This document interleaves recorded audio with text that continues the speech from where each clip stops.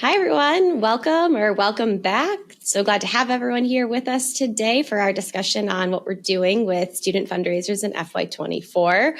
So glad to have everyone here with us. Hope everyone's summers are off to a good start. We've got, as usual, a lot to cover today. We'll get through absolutely everything that we can, but really excited for our discussion today. So we'll do a couple of quick housekeeping items here at the start. If you've joined us before, none of this should be new. But just to note, this webinar is being recorded for future on-demand playback. So everyone here today is in listen-only mode, and your participation just represents that you acknowledge that we're recording. It'll be available in the future, things like that. So please jump into the chat and say hi. We're here with you guys as well, and looking forward to talking with you guys over the chat as we get going today. Moving on, we will do some quick intros. If you've joined us before, you probably recognize at least some of us here. My name is Emily Etzkorn, for those of you that don't know me, and I work here at VanillaSoft as a fundraising evangelist. I've got a background in working in engagement centers and annual giving at universities, and in my role at VanillaSoft here, I'm doing a lot of different things, working with our higher education and fundraising customers. I do some work on the success side, do some work in the marketing side, and overall just very happy to be here, being able to work with everyone. So with me today are my colleagues, Rachel Spencer and Jordan Hiatt, and I'll let them introduce themselves. Rachel, do you want to go first? Yeah, absolutely. Hi, everyone, and thanks for listening in today. It's my pleasure to be here on the other side of the table for once, which makes a really pleasant change. Certainly very much looking forward to being guided by Emily through this really interesting conversation that we're going to have today. We've had a lot of fun just kind of preparing and thinking and marinating on a lot of the ideas that we're going to cover. So hopefully some of that comes across today. My background, per Emily, is very much in the engagement center, or at that time, more phonathon context. I was forged as a phonathon caller and then eventually managed my own call center or phonathon room before joining the team at VanillaSoft about 6-7 years ago now. And per Emily again, now have the opportunity to work with more than 100 universities in their engagement centers. So thrilled to be here, and thanks, Emily. Awesome. Thanks so much, What's Rachel. up, everybody? Jordan? Sorry to cut you off there, Emily, but yeah, super excited to be back. Last time we did a webinar, we were still talking about the engagement center a little bit, so glad to be back. I started as a student fundraiser at my alma mater, went on to lead an engagement center post-grad, and now I work with a lot of schools, hearing about what they're doing with student fundraisers, and personally really passionate about this topic. So super excited, fired up. Thanks everybody for joining us. We're going to have some great combos. Awesome. Thanks, guys. So quick agenda on the screen here, just kind of guiding the conversation. So a couple bullet points for each of our major topics today. As you've probably guessed, we're going to be talking about FY24 and what we're doing with the turn of the fiscal year kind of around the corner for so many institutions. So we'll be talking about some goals, looking to the future for what's next for your programs, thinking about some hurdles that we've maybe been seeing in this space, talking about rebuilding the relationship between institutions and their constituents, and just some other kind of talking points in that area. So like I said, we've got a pretty stacked agenda, so we'll go ahead and jump right into things. And we're actually going to pull back a little bit for the start of our conversation here. You can see this first slide. We're just going to be looking at FY24. So looking from maybe kind of a higher vantage point, thinking about what's coming around the corner, maybe some goals that are already on top of the mind. Before we get into that, I do think it's important for us to note that while we've got a lot of topics to cover today, we've got a lot of fun things to talk about, like Rachel just said. We also all acknowledge that we're working on this side of the table now. We're not working on the fundraising side. So it's really easy for us to come up with these really fun ideas and really fun programs when we're not the ones that actually need to execute it. So nothing that we're going to talk about today is going to be a one-size-fits-all approach. So everything, of course, needs to be adjusted and considered for your own role. So just kind of a disclaimer there. We acknowledge that it's really easy to be in our role and come up with these fun ideas when we only have to take them so far. So everything that we're going to touch on today is kind of coming from that perspective. I think something, as we were preparing last week to talk today, I think something that would be a really nice takeaway is just that your students can be doing a lot more than maybe they already are. There's a lot of different ways that we can get creative with them, and they can be really impactful. They can really contribute to results. They can do a lot to support professional staff fundraising work as well. So a lot of what we're going to cover today is really just about being strategic in that area and taking full advantage of the resources that we already have. So that's kind of the full disclaimer to get started here from our upcoming kind of candid discussion. And so we'll go ahead and start by looking at the current state of things. So Rachel and Jordan, kind of turning over to you guys for the start of our conversation today. Want to talk first on how we see student fundraisers being leveraged. So you guys are working with a lot of both current but also prospective customers. So you guys have a lot of different vantage points that you're kind of being able to look at. What are you seeing in the conversations that you're having? I'll leave that open and either of you can jump in to start. Do you want to jump in, Jordan? Sure. Don't jump all over it at once. So yeah.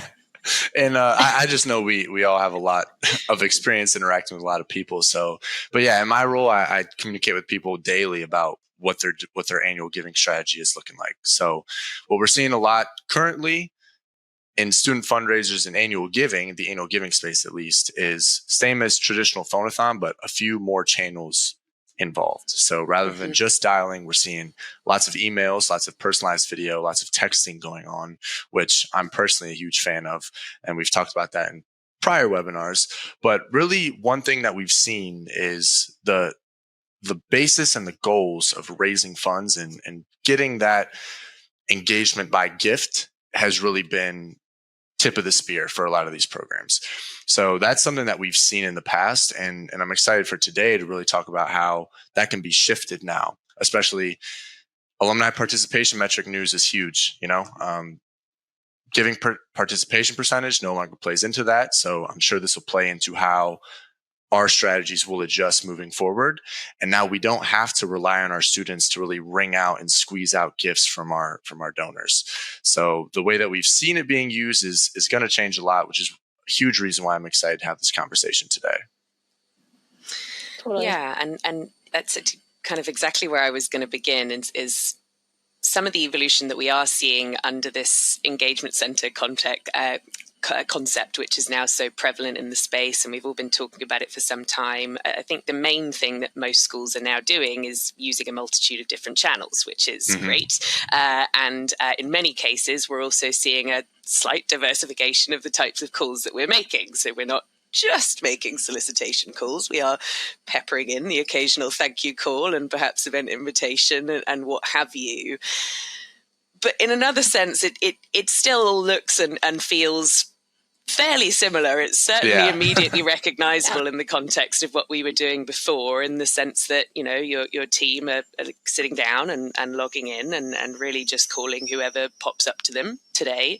And perhaps it was another student that called that person yesterday, and it'll be a different student again that calls that person tomorrow or later in the week. And so there's a bit of a lack, arguably, of kind of a sincere focus on relationship building. We're sort of going through some of the motions of, again, introducing a multitude of channels and different types of calls that are being made.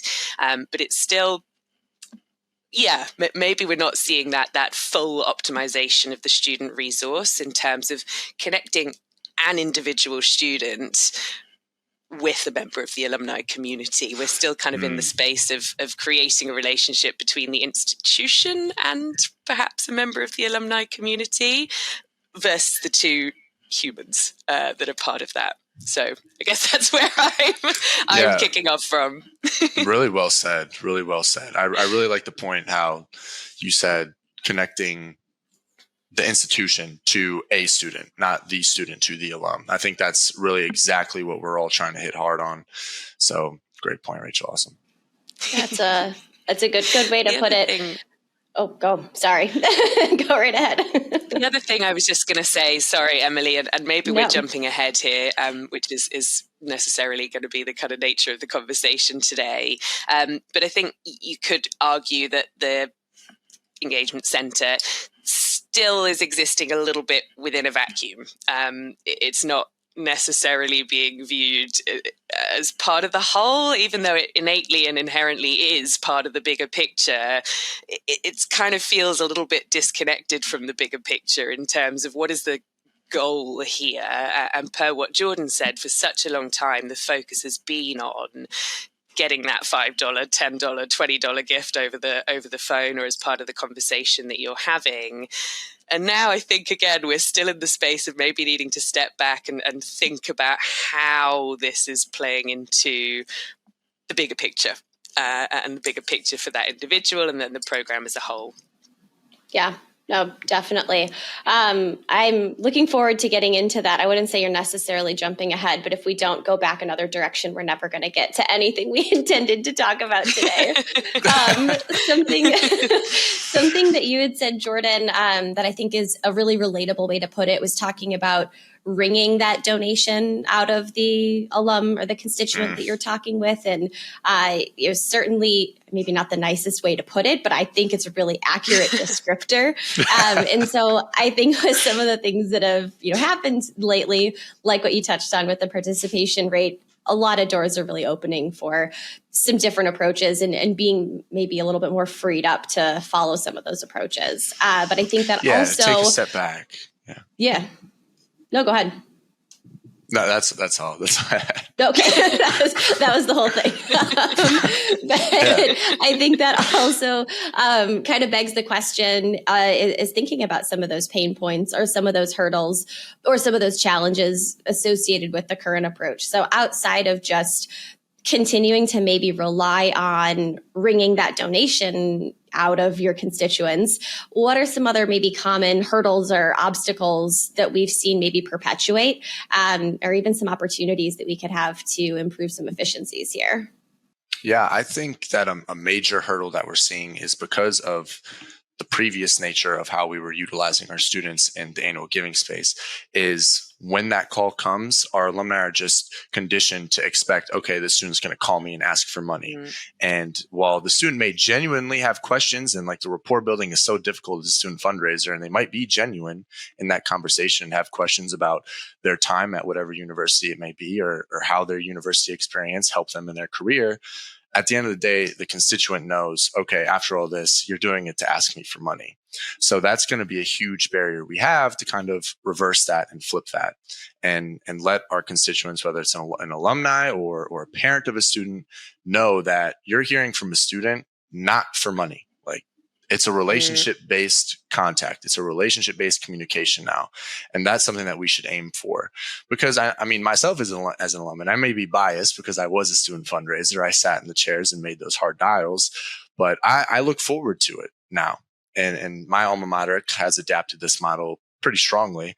And I look forward to it, hearing from a student, having that conversation. So being able to reverse it and make those interactions a positive thing that the constituent can look forward to will be a hurdle. But once we get over that, it's going to make a tremendous impact on how engaged our alumni are, how our alumni generally feel about communications from our university. But I feel like it's just been so long ingrained that our constituents are expecting, okay, what do you have to say? Let's get to it. Ask me for the money. So that's a hurdle that I think will be huge. But once we get over it, it's really going to make a strong impact. Yeah, that's, I think, for sure one of the number one items that we could be looking to address with any changes that we want to make is just kind of rebuilding and fixing that relationship again in a sincere and meaningful and thoughtful way. But then there's also just all of the other challenges that we've been talking about for some time. Contact rates, it's harder than ever to get someone to just pick up the phone. Therefore, ROI, huge challenge. We've got issues around general retention of students and recruitment of those students to begin with, all of which, again, are just kind of, as always, pointing us to be more reflective and thoughtful and intentional and deliberate with what we're doing with the time that we're spending on the phone and the investment that we're making in this activity, and really thinking about, again, the longer term goal of this. Like, what is the point of the calls that we're making if it's not the $5 gift or the $10 gift? What is it? Why are we here? Why are we connecting this student with this alum today? And again, kind of making that the center of everything that we're doing. And that should, in the course of time, hopefully get us to a point where, per what Jordan's saying, maybe folks eventually are looking forward to receiving these calls, as opposed to kind of having that moment of dread when they recognize the area code and go, oh no, here we go again. Yeah. Equally, I think there's a lot of talk about personalized outreach at scale at the moment, which is huge and exactly what we should be doing, trying to meaningfully personalize the interactions that we're having. But I think there's still a bit of a risk mindset, I guess, around allowing the students to be a part of that and kind of putting their own personality and personal approach into the calls that they're having. And again, building a truly personal relationship with the individuals. So in many ways, all of this is sort of the nature of the beast. And per what Emily said at the very beginning, we're in the privileged position, if you will, that we can talk about these ideas and moot points in a very idealized vacuum of our own over here, without having to actually put any of this into practice. But yeah, all food for thought as always, and kind of pointing us to be reflective and intentional in what we're doing. Yeah. We could spend the entire time here. So we'll go ahead and move on to the next slide and the next topic here. So we do keep moving through the rest of our program today. But everything that you guys just touched on and really honing in on the idea of bringing the student into kind of the center of what we're doing and utilizing them, leveraging them, is kind of the crux of our conversation today. So awesome opportunity to transition to something I'd like to highlight. Great plug to check out all of the resources on VanillaSoft's Resource Center as well, because Jordan, you actually wrote a blog not too long ago, maybe back in April, about students and using them in a role similar to gift officers or a student gift officer role. And I think that's something that we're seeing a lot more of in this space, just the conversation that's going on these days. But while we're here, could you give us just an overview on your blog post and some of the thoughts that you shared in that and where that all kind of came from? Yeah, I'd love to. As I mentioned earlier on, I'm really passionate about this subject in particular because I just see so much potential that's left on the table far too commonly. And I'm going to circle back to a word Rachel used earlier, being deliberate. And I think that's what we all need to aim to be more deliberate with our student fundraisers.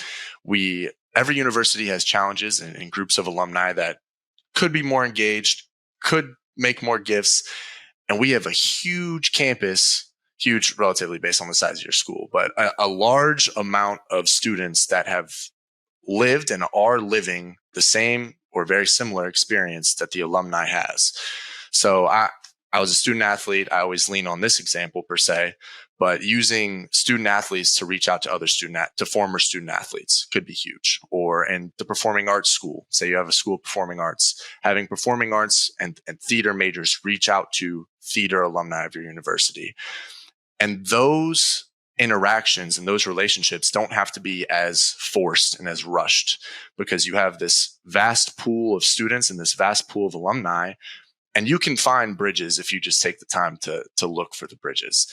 So connecting your students in that way and letting them manage a relationship with this person for the duration of the year, or if they're a sophomore student, maybe the duration of their entire time at your university, and not having it be as one touch, one goal. Let them form a relationship naturally. Lean on your students. Rely on them to be themselves and use their personality and be personable and have these relationships with your alumni and it's more trust. So put them in a position to reach out to people that they have similarities with and trust them to build that relationship and strengthen that relationship. Even if it doesn't end with the student asking for a gift, at the end of that year, when the student graduates or they're passed on to the next student within the program, they have so many, the alumni, when I say they, have so many positive interactions and experiences with a representative of the university, whether that's on your annual giving team or you use it as an alumni relations team or student development team, whatever you want to call it, but allowing your students to lean into their strengths and their true personality to connect with people that they're similar with. As fundraisers, I know we call ourselves curious chameleons a lot, is a term that's thrown around the advancement space, because we connect, we find something we connect with someone about, and then we latch onto it, and we're kind of always blending in. And putting that same pressure on your students to just be throwing at them like, here's 30,000 people, call them every day, find something that you hit off with and ask them for money. It's unrealistic. So kind of train them up and put them in a position to be successful by being deliberate with the list that you give them and the constituents that you provide for them. And that's really the premise of my whole blog post, is that we have students that want to talk to alumni in our field. I mean, how many seniors do you think are at your university right now that maybe don't have a job lined up, that are kind of panicked, like, what am I going to do? And providing them an opportunity to connect with people that attended those classes, that graduated from the university, it's huge for the student as well. And I'm sure I'll say most alumni would jump at the opportunity to be a mentor and have that conversation with a student. And that can be counted as engagement. We talk a lot about how do we measure engagement? What is an engaged alumni? Right there. If they're in a mentorship role consistently with a student through a program that you put on, boom, right there. So I'm sorry if I'm rambling a bit, but like I said, I do get fired up about this. And I think that there's a lot of potential for these programs to let these students be themselves and connect them with alumni that want to hear from them and that they want to talk to. So check out my blog post, though. Selfless plug. Yeah. Awesome. Thanks, Jordan. Rachel, kind of over to you. Would love to get your thoughts. You didn't obviously write the blog post, so we heard from Jordan and his take on it, but would love to hear your take on it too.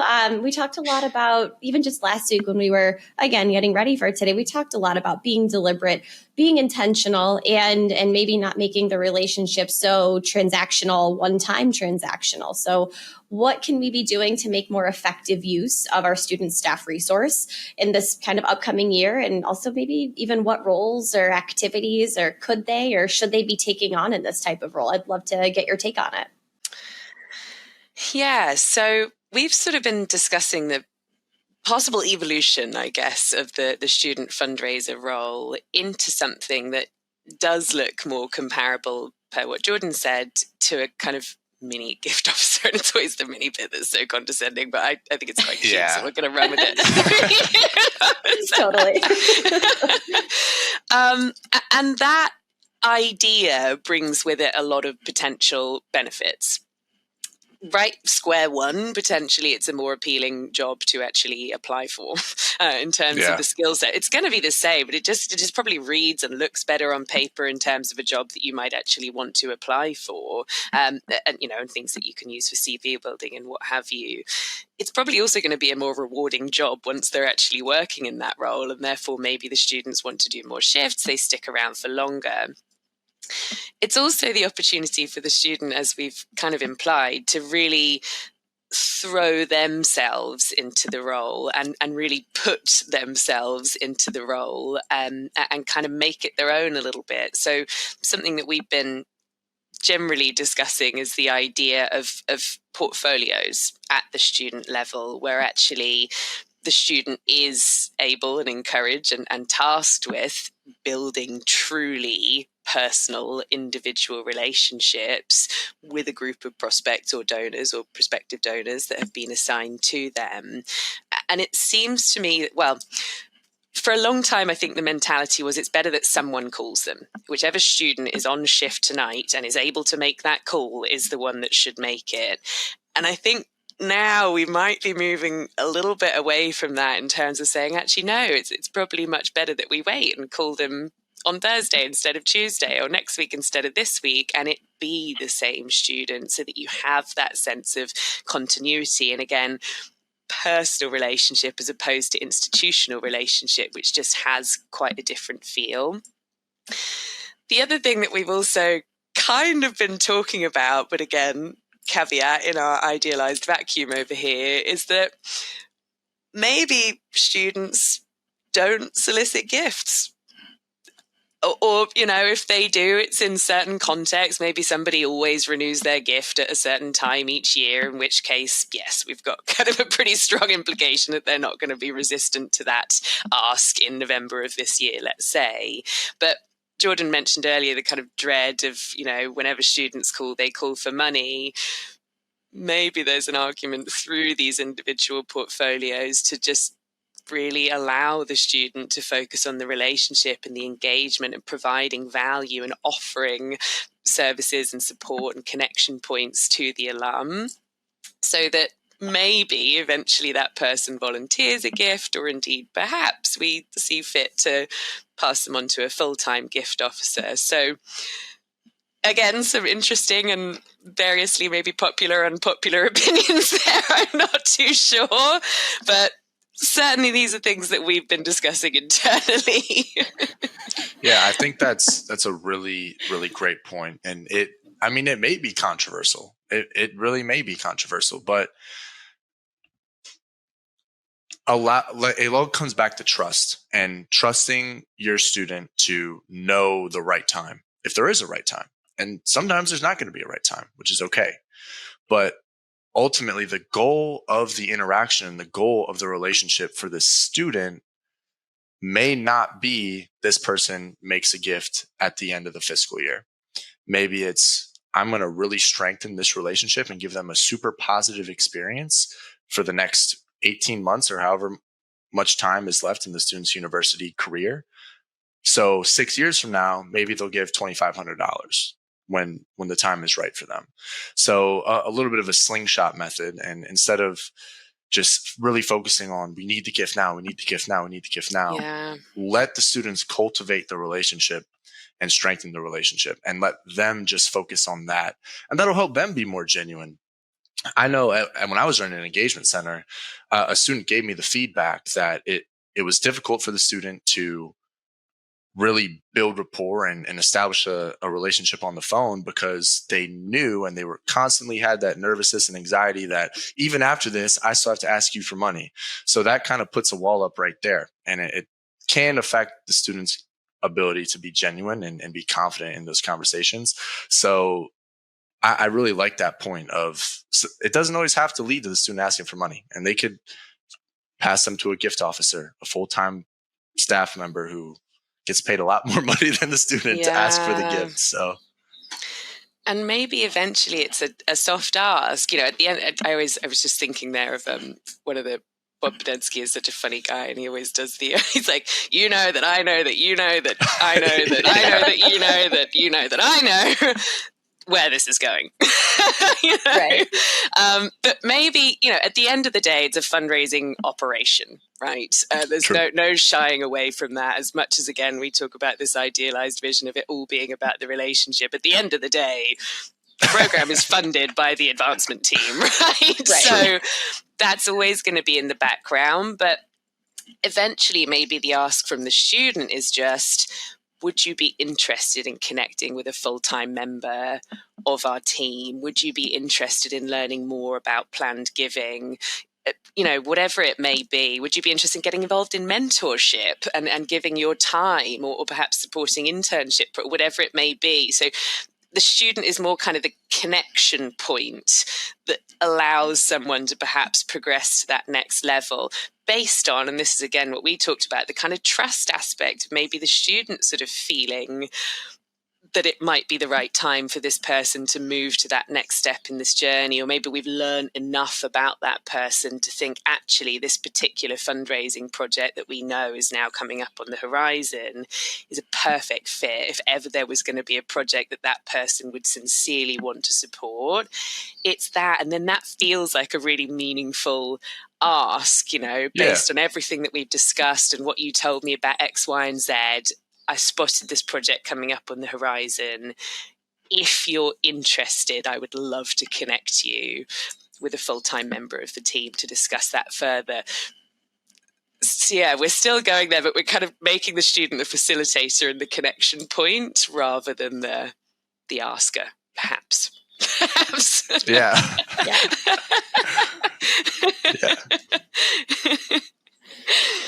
It's all of it is very interesting, but it's a good point to highlight that, right, we're not recommending we just cease asking for money. It's all about being more intentional in who makes the ask and how we set them up.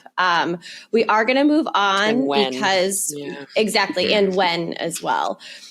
We are going to move on because I'm so excited about some questions that I've got for you guys in the next section. But Rachel, I really love how you introduced that idea or that thought that maybe we are being a little bit more intentional with our ask, and maybe that does mean not making an ask sometimes. You just really presented it like you're about to get, I don't know, something tossed at you from the audience or something. So that was really you're kind of like, you're like, I don't know. But that was a great way to intro that. So hopefully that's not happening in the chat by the time everyone watches this. But tomato I'm right emojis in the chat. Yeah.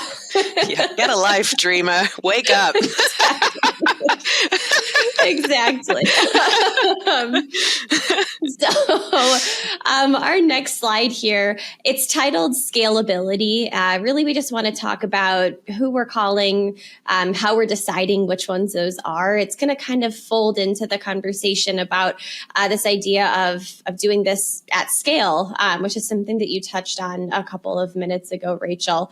But the bottom line here is that we need some constituents to call, and we need to figure out who we're focusing on. Maybe it's donors, maybe it's non-donors, maybe it's something else entirely, like a specific unit on campus. But whatever it is, we need some strategic thought here. So how are we determining these groups? I think, Rachel, maybe I'll look to you to kick us off for this discussion here. You've been, I think, a big champion of the idea of doing things at scale.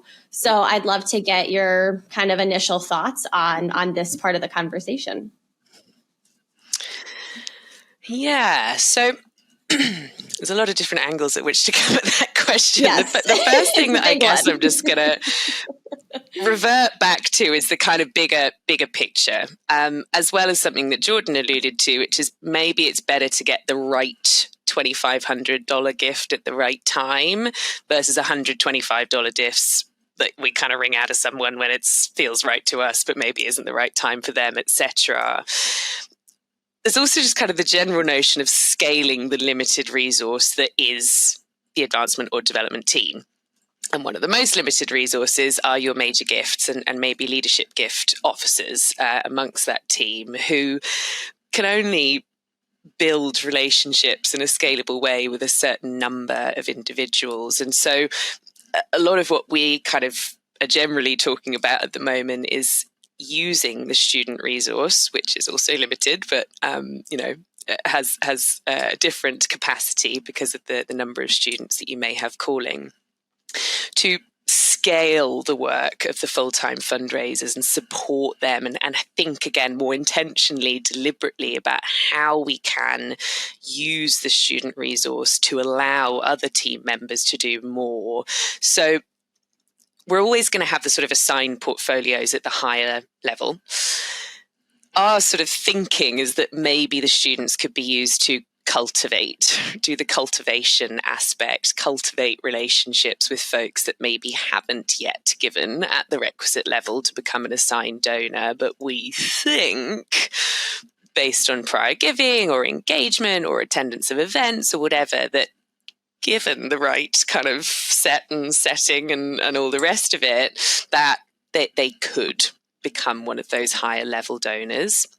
So I think we certainly are suggesting that maybe we're going for more of a quality over quantity approach to who we're reaching out to, and people kind of have to earn their stripes in the same way you have to earn your stripes, if you will, to become an assigned major gift or leadership giving prospect. We'd kind of say, and it doesn't necessarily have to be gift based, but we're again being intentional. This group of prospects and donors are now being filtered to our student gift officers, because rather than it just sort of being a state of things or a given that we're going to call all of these people. Did that answer any of the question? Yes, it did, and I appreciate it.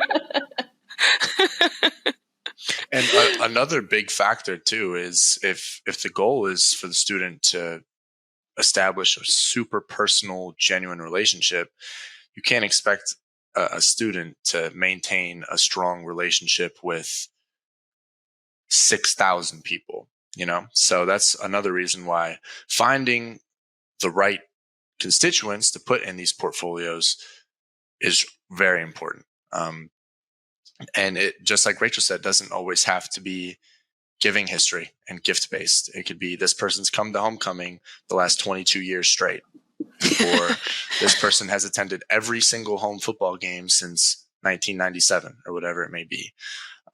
So there's a lot of factors that could go into it as far as when making these portfolios and assigning them, along with, like I touched on earlier, play into your students' strengths and your students' individuality. Try and find constituents that you think could connect with the student in a genuine way. Similar majors, maybe similar clubs or organizations that they're involved in, similar hometowns or geographic areas, or maybe the person lives in the area that the student is from now. Lots of ways that these could be deliberately created for each individual student. So that's a great point, Emily. Yeah.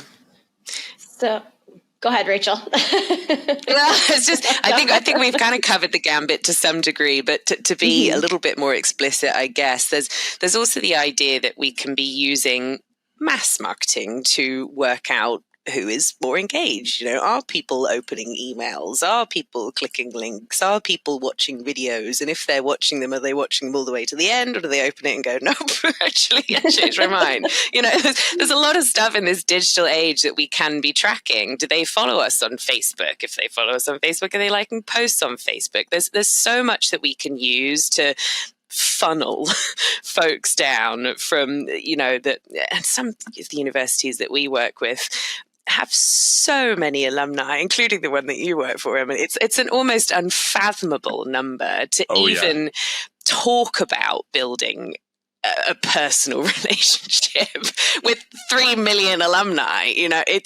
You've got to kind of pare that group down somehow. And it's not a now or never. We're just watching the mass. And then when someone seems to be starting to show some engagement of their own volition, I guess, they're proactively engaging with emails and social media and whatever, then we start kind of filtering them down. And then again, being open. We talked about this on a webinar some time ago, I think, around cadences and what have you, pipeline development, being open to the idea that actually you could be wrong. They could come in and go to a student and they're like, hell no, not interested. Very happy with the digital interactions. Thank you. Perfect. We hear you. Thank you for your time. Amazing. Versus another person that might be that person, as you said, Jordan, that's just been like consistently attending events or just lapping up whatever digital content we're sending out, that then would be thrilled to actually take that institutional relationship to the next level and kind of actually have a personal relationship with a student on campus. So yeah, the funneling concept again coming in here. That actually set me up great for the question that I wanted to pose to both of you. You guys work on the sales team, and there's a lot of similarities that can be drawn from a sales role to a fundraising role. And we talked about this last week, and I'd love for you guys to share with the audience how the roles that both of you are in and the work that you're doing can maybe be equated to everything that you just described, especially Rachel, with talking about, figuring out who goes in the funnel or who falls out of the funnel and who are they sent off to from there. So I would love to hear from you guys on your roles in all of this as well. Yeah. Can I go first, Rachel? Jump in. So I thought you were about to say something. I didn't want to cut you off, but yeah. And I can directly relate it to the relationship I have with Rachel as an account executive, me as an SDR, or Fiona, who is another account executive on our team.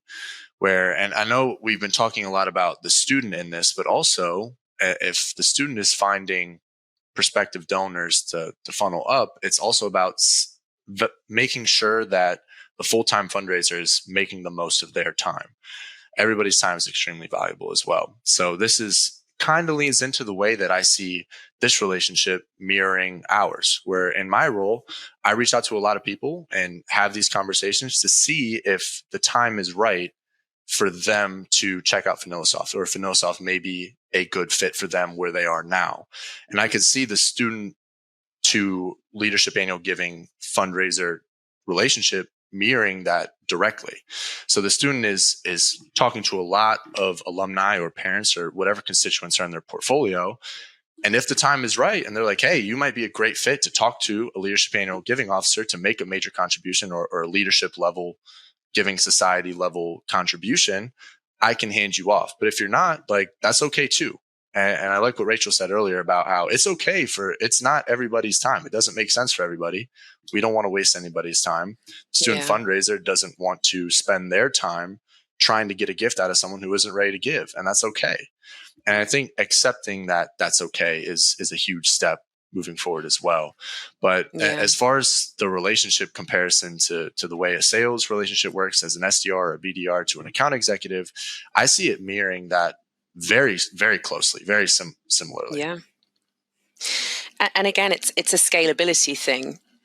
When I was a higher ed team of one here at VanillaSoft, and, we were trying to win those first 10, 15 university clients, which, trust me, were the hardest ones to win over when, we were a real newcomer in this space. And at that time, it was totally workable for me to manage 5, 10 active opportunities within my pipeline, whilst also having plenty of time to develop new opportunities and do cold calling and outreach and whatever to keep adding more opportunities to that pipeline.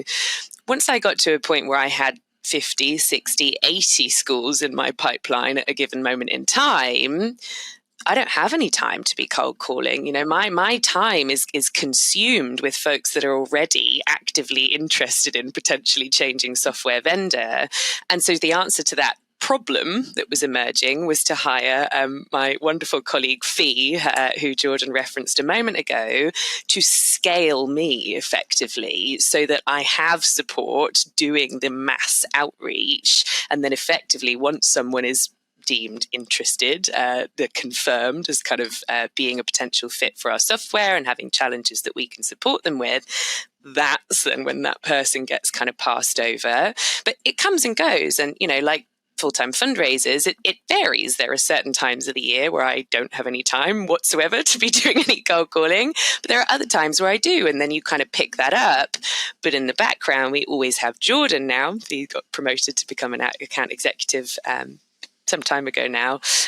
Again, scaling that work and making sure that there's always new opportunities kind of coming in.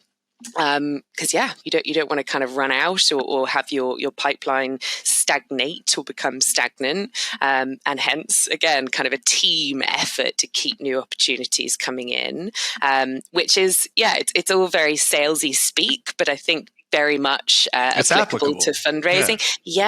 And I think again it's the intentional, deliberate. What is the point of this? If we're making all of these calls and doing this huge investment in trying to build relationships with tens of thousands of alumni, why? What is the point of that activity? And it seems to me that it has to be something to do with pipeline development and scaling the limited resource that is your full-time fundraisers. And again, thinking of that allocation of role responsibility so that everybody can kind of use their experience level and skill set where it can be most felt and have the greatest impact. Yeah, that's awesome. And I think really defining the roles, like for example, in my role, when I reach out to these people, I'm sure some of you have gotten emails from me. It's not to get you to say yes and sign the contract on the phone with me. It's to have a conversation. See, does this make sense for you? Does this make sense for you to be exploring these opportunities? Whereas a student fundraiser, it's not their role to secure that $3,500 gift. Now, if the constituent is like, yeah, I'll give right now, I'll sign, of course, right on. Same way if I was on a call and someone says, I'll sign the contract right now, of course, I'm not going to say no. But defining the roles and just like Rachel said, letting the student and the leadership annual giving officer, or whatever you may call them, development officer, lean into their strengths and have their roles to work together as a team. More pleasant experience for everybody involved. Yeah. And it's a funny thing. I always like squirm a little bit because I'm conscious that there are probably people listening that are maybe somewhere within this journey or continuum between marketing and Jordan and perhaps myself. It feels a little bit like you're putting the mirror up to yourself or perhaps the audience. But again, oh wait, where did I go with that? I got lost with my my slight abashed moment. Jordan, where did you leave off? I left off where we each have our own roles and we come together as a team and lean into our skill sets. Yes, hold the mirror, I've got it. I'm back. Yeah, I'm back in the room. Thank you. So again, who's doing what? So I remember when Jordan first came on, and unlike myself, Jordan had not been a VanillaSoft customer. And so there was some concerns around, am I ready? Do I know enough about the product to be having these conversations? And the answer was no, it doesn't matter. Your job, Jordan, is to learn as much as you can about the university and the person that we're speaking to, so that I can then educate them about the product. And that's exactly what we're suggesting. Thank you. I'm back. Exactly what we're suggesting for the student team. The student's job is to build a relationship and learn as much as they can about this prospect or donor, so that eventually when they're handed off to whomever it may be, that person is in a much stronger position to kind of pick up immediately with something that feels continuous based on all of the conversations that have gone before, and then kind of guide that person through the next stage in their journey. Thank you, guys. Appreciate your support in scaling my brain power today. Oh, yeah. No, what came out was great, though. You just had to let it cook a little bit. For a second there, I was like, it's gone. No, it's gone. It's not coming back. Entirely. Thank you, Jordan. No, that was fantastic. So really what I'm taking away is that if anyone watching this or tuning in after the fact wants to talk more about any type of this work, you guys are the pros to go to, since it's what you're doing in your day-to-day life. But I appreciate you guys sharing that. As usual, we are straight up out of time, and we've got one whole slide to go. So no. It's been 45 minutes. Wow. 45 minutes really flies when you're having fun. But our last slide is just on looking to the future and goal setting. And the only reason that I'm not super upset that we've come up on time is that this sets us up great for conversations with all of you in the audience, one-on-one. So in a minute, we'll be putting some QR codes up on the screen. So please reach out to us, connect with us on LinkedIn, and let us know that you want to have the rest of this conversation with us, and we can do it in a one-on-one fashion. But I want to make sure that we hit on it very quickly before we close out. So to both of you, I will take a quick second and just consider maybe your top suggestion for measuring success or for goal setting, anything that we've covered. But if you could choose one key thing, what would you share with our audience as a takeaway? I'll let you guys think, and you can duke it out for who wants to go first. So we can give everyone something. I'm going to say gut reaction. Sorry, Rachel. Okay, good. But I know this is the opposite of what you said to do, is to think it out. But gut reaction, I'm going to say if the constituent picks up the second time, and after the first interaction, if they come back and they're engaged. And that is a metric that you can see, okay, is our first step working? Should we be doing something different? Should we be using another channel in the first step? Should we change our messaging? That is something that you can get immediate feedback quickly. Are people feeling this? Or even if it's not the second time, maybe it's the third time. So are people engaging with it early on is something that you could use to gauge how you're doing it and your setup. But now I'm going to think, and then I'll... Well, that was your gut reaction, which was to say gut reaction. So I think it's super vague. And I know at this point in the webinar, I think everyone's probably looking for a to-do list, and I'm going to go exactly against that. But I think One of my favorite parts of working with you guys and with our extended team is having these conversations, like we'll just sit down. Sometimes we'll have an hour-long meeting booked in. It'll run to 2 hours until everyone's desperate for a loo break and we all have to go our separate ways. Just talking about and exploring and thinking creatively. It's this way. Does it have to be that way? How else could it be? What's the nirvana or ideal perfect state? And I think just having these conversations with your team members or with peers in the space, if you go to a conference, like get past the kind of how it is and how you're doing it and kind of really engage with thinking about the bigger picture of how this could look. Yeah. And we've constantly been caveating with, yes, we have such a privilege to be able to have these hypothetical conversations in a vacuum of not being the one that has to make a case to leadership for this change. But it's just such a healthy thing. And I think we all as a team come away from those conversations buzzing and like so invigorated, like, oh my God, yes, of course this is how it should be. But then over to you guys, of course, to take all of that and run with it. But yeah, I think don't be afraid to be an idealist. That's my advice. I like that. Well, thank you both so much. I'm so sorry to both of you and to our audience that we've run out of time, but thank you all for zooming through these 45, 50 minutes now with all of us. On our last slide here, you guys, like I said earlier, can see our QR codes to our LinkedIns. So do connect with us there, reach out, continue the conversation. We really like to hear from you guys. We want to continue the conversation, just like Rachel just alluded to. So thank you both to Jordan and Rachel for joining me today and pulling this all together. I really appreciate it so much. And thank you to our audience for joining us as well. Looking forward to talking with everyone further and hope everyone has a great turn of the fiscal year, if that's the current calendar state for everyone. Otherwise, hope everyone has a good rest of the summer. And I'm sure fall plans will be ramping up very soon. So good luck to everyone with that. Thanks all. That is it for today. And have a good rest of your day. Bye-bye.